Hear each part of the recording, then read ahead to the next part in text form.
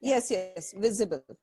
Great. So this is something, okay, I'm not specifically choosing this brand. I just use the photograph. There are multiple brands with similar stories. And I want all of you parents to understand how to read a label so that you understand whether you should be buying that product or not.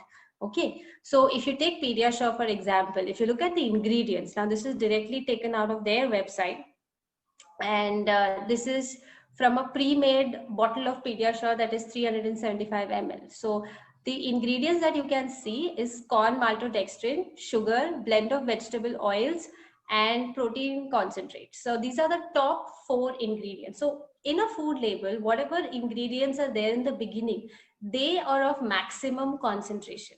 So sometimes, like for example, if you take Amul chocolate, if you see the ingredients behind Amul chocolate, it says sugar, cocoa solids, cocoa butter, etc., etc. So the first ingredient is sugar, which means that sugar is the maximum concentration in that particular product. Now, in this product, you see that there is corn maltodextrin and sugar, which are the 2 major ingredients. Now, what are these? I'm just trying to explain this to you a little bit. So, maltodextrin is an ultra processed form of maida. So, if you take maida that's already processed, they still process it further to just remove the sugar from it. So the carbohydrates part of it is extracted, and that is a little sweet. So they are using that as a filler. So that is the first, or we can say the maximum ingredient that they are using in Pediasure. And then you have sugar, which is the second most used ingredient. Then you have blend of vegetable oils. Now vegetable oils like canola oil, corn oil, these are very high in omega-6 fatty acids, which are quite unstable and which on a long run can cause a lot of heart problems. So there is a specific ratio of omega-3s to omega-6 which has to be there in an oil to make it healthy. So which is why oils that are cold pressed, extracted from coconut, sesame, sunflower seeds, these are all good oils. Whereas in canola oil and corn oil, what they're using is, it's not first of all cold pressed. So cold press is a process where the temperature of the oil is not more than 30 degrees. So they don't heat it up beyond that. So in the refined process, they heat it up to more than 100 degrees, where the oil completely loses its properties and become very rancid. You know, it develops different bonds. So with respect to chemistry, I'm explaining. So that causes the harmful effects of the oils to come up. Like we used to say, you know, dalda is bad. Why? Because it is made up of vegetable oils. These are the vegetable oils that are used to make dalda also. So this is as bad as dalda. You can put that in your mind. Then you have the milk protein concentrate. Now, with the milk protein concentrate, when you remove a certain component from milk, like if you say milk, whole milk, it has got proteins, fats, carbs, and different other components to it. When you're isolating the different components, we don't know how the body actually takes it. That is the first thing. Fractionating the food is not a good thing. So now what nutritionists are practicing is whole food diet, where you have food as a whole. You don't fractionate it. Like you can see the next ingredient on the list, that is soy protein isolate. Again, there is a protein that is extracted from the soy and they are just putting that. And this is the main ingredients. Then if you come to the less than 0.5%, there is artificial flavor, there is cellulose gel, there is cellulose gum, and there is carrageenan, which all of these are gums which are extracted from different trees. Now what these gums do is they are like a binding agent, and they go and stick to your stomach walls and your intestinal walls, and they cause a lot of absorption issues in many people. There are studies to show that when a rat was fed with these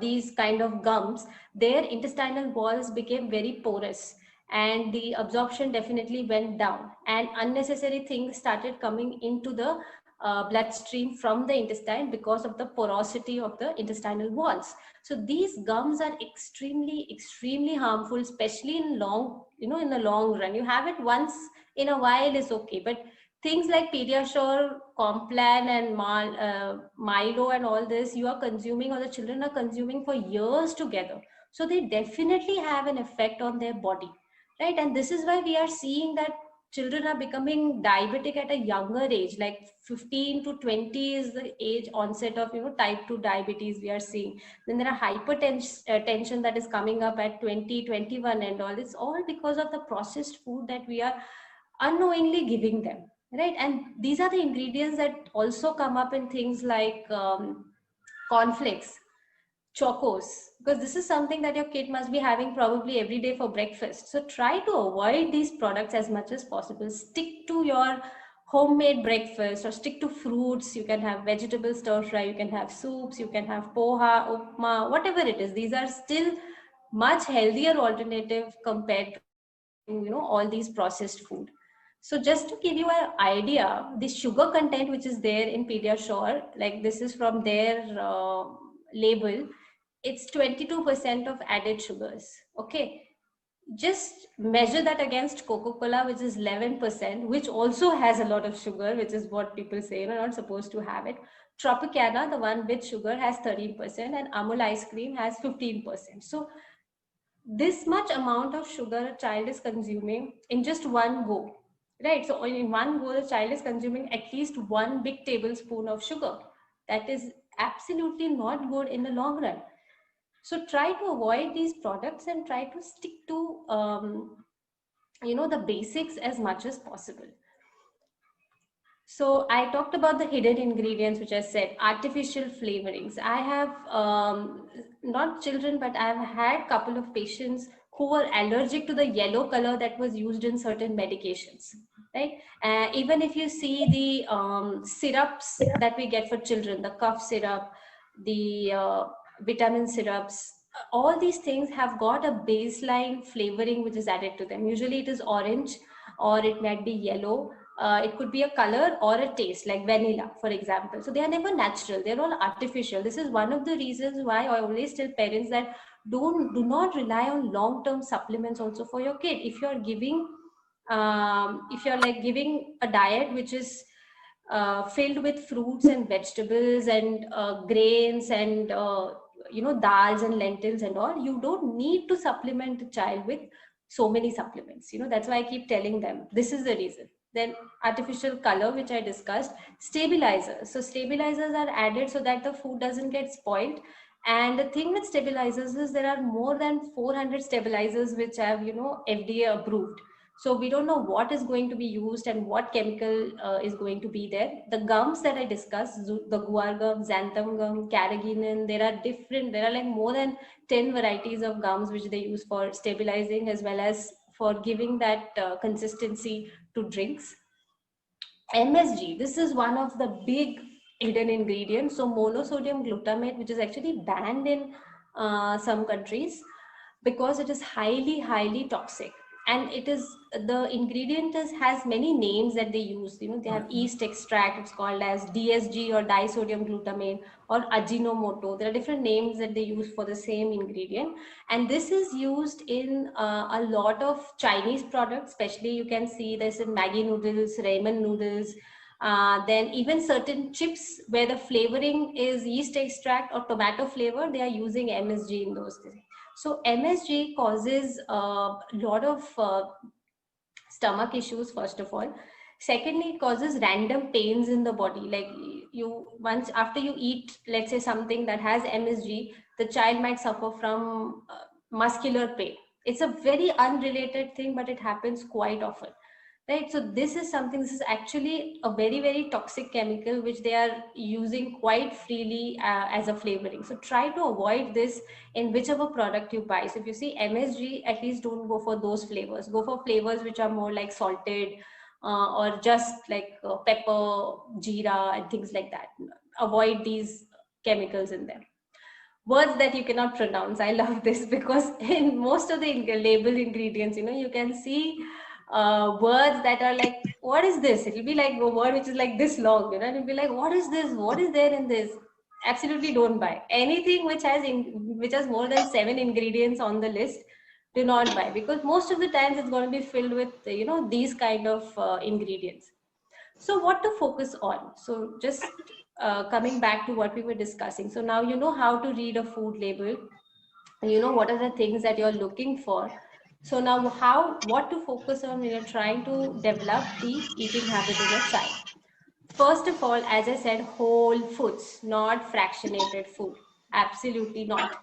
So, bringing things as whole. So not eating pea protein, but eating peas as whole. Not eating soy protein, but having soy as whole. So having whole foods, rainbow colors, vegetables and fruits. Very, very important. Always make sure that all major meals, let's say for example, lunch or dinner, these meals should have at least 3 or 4 vegetables, or variety of vegetables. So don't stick to just one vegetable every day, or one vegetable throughout the day. So try to mix and match as many as possible.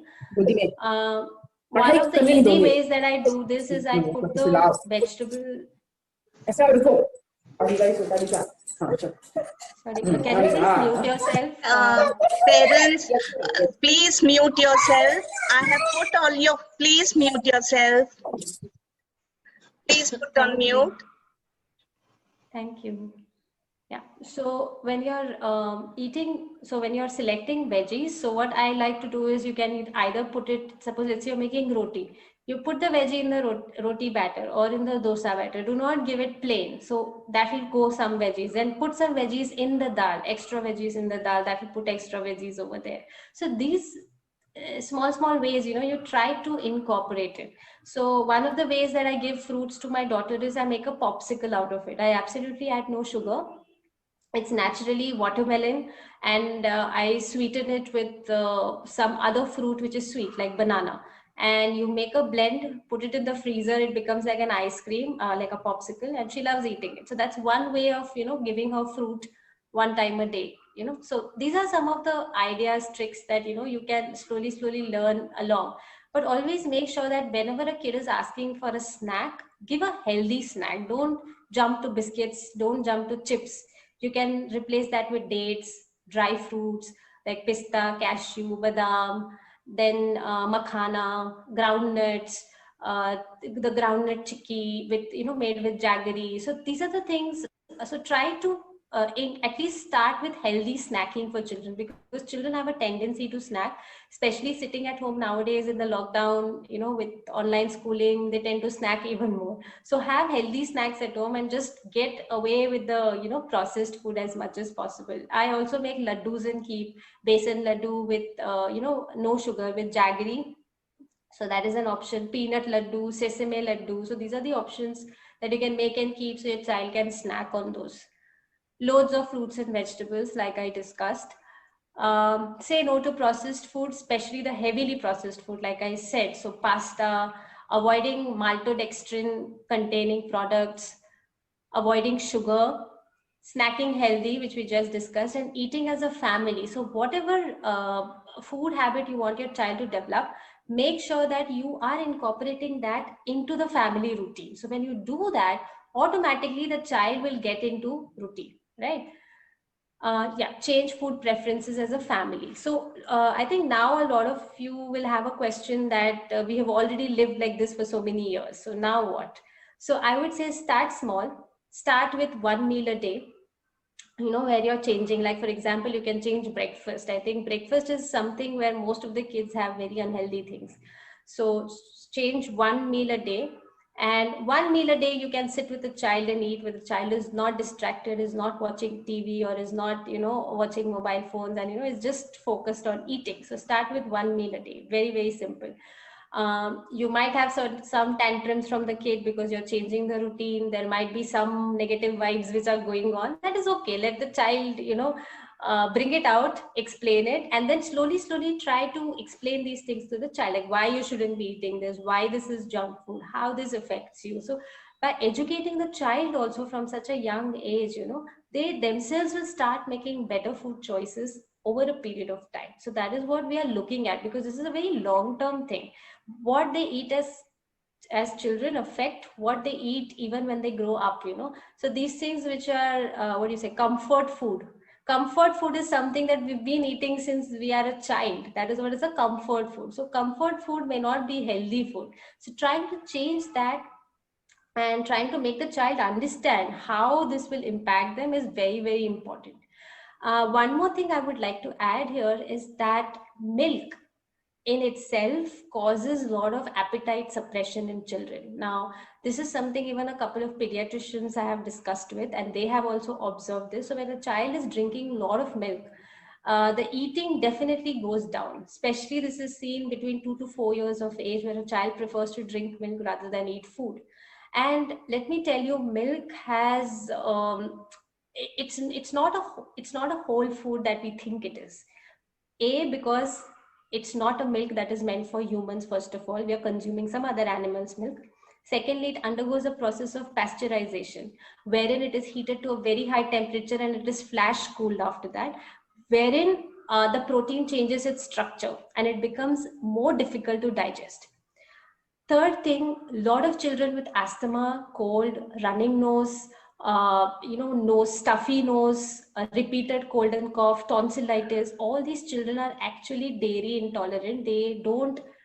Their body is not taking milk. And when you stop dairy for these children, you will see a dramatic improvement in their cold, in their asthma attacks, and even in their general, well-being. So children with specially family history of respiratory diseases and personal history of respiratory diseases, I would suggest please stop dairy products altogether, definitely, including dahi, that's yogurt, paneer, everything, because the protein which is there in the dahi and the paneer, that is what is causing all these allergic reactions in them, right? So that is one thing that I think every parent should educate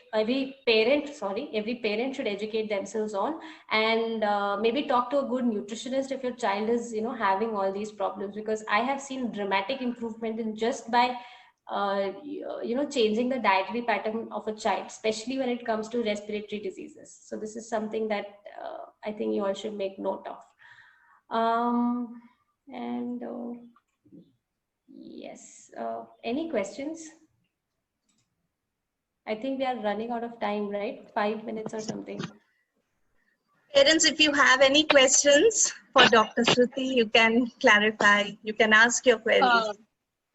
Yes, ma'am, this is Gargi Chaudhary's mother. Yeah. Regarding milk, like my daughter, she has totally stopped drinking milk, and I was thinking like, I mean, she is not taking calcium daily. I mean, I tried different ways, but I mean, since we came back from the foreign country, she used to get that smell here to the milk, and she stopped drinking it. But what my question is, for autism, like they say, you should not give milk to the autistic kid. Anyway, she is not drinking it. But my question is regarding autism. So does it help in that condition? Yes. So the thing is, see, autism is a spectrum. Okay, so a lot of things cause it. So the improvement is also not consistent. So if you take 100 autistic kids, not everybody will be benefited from cutting off dairy products. But there is a large percentage of children who will be benefited quite a bit. Especially, as I said, children with history of respiratory issues, children with aggression, behavioral issues. These kids are definitely they benefit from stopping dairy products. Also, I forgot to add that if a child themselves is rejecting something, then please respect that and leave it, because I think children are more in tune with their body and they know what their body accepts and what their body doesn't accept. So if that is the case, then I would suggest leave it. You work out for alternatives. Like you can go for oats milk, almond milk, which has equal amount of calcium. You can go for sesame milk, which has higher calcium than even regular milk, So that is something that you can look into. And calcium is something which unnecessarily I think people are worried about, because everything has calcium. All vegetables have calcium, all fruits have calcium, green leafy veggies have calcium. So, and all dals and chana, lentils like chickpeas, rajma, all these are very high in calcium content anyway. So I'm sure that she is getting calcium from other sources. I have rarely seen people with actual measurable calcium deficiency in my practice. Yes, there are some women that I have seen, but then not a lot. What you assume as calcium deficiency may not be a calcium deficiency if you actually test for it. And one more thing, like a few days back, one of the pediatricians suggested to give her Zincovit. I mean, for some other thing. So, Okay. like you said, some of the syrup also contains the orange. Yeah. Yeah. So, I mean, I stopped it after 15 days. But my Right. question was whether I should continue it or because I See, kept thinking whether I I should don't know what start it the again. issue was that the pediatrician suggested, but if you need to continue it, I would suggest switch to a brand which does not have colors. There are good brands out there, which are, having less fillers, no colors, just the amount, whatever is needed, that you can try. You can also try incorporating zinc related food items like banana, for example, Yeah. walnuts. So Yeah. these are summer food items which are high in zinc naturally. Spinach. So if you include these food items directly, then I think that will solve the purpose. Most of the times, it's not that we lack the nutrient in the food, but it is that our absorption capacity is not great. So that is where I think somewhere homeopathy helps because it improves the absorption and digestion. Ayurveda helps. It also helps doing detoxes, once in a few months, even for children, like not a very major one, but like a little one. So they can have like a 1 day of soup diet or 1 day of juice diet. That will also help them detox a little तुम bit. अगर तुमको नहीं करनी तो फिर तुमको घर से उठा के बाहर निकाल देंगे। ये 2 मिनट म्यूट पे नहीं। Ma'am, I had a question.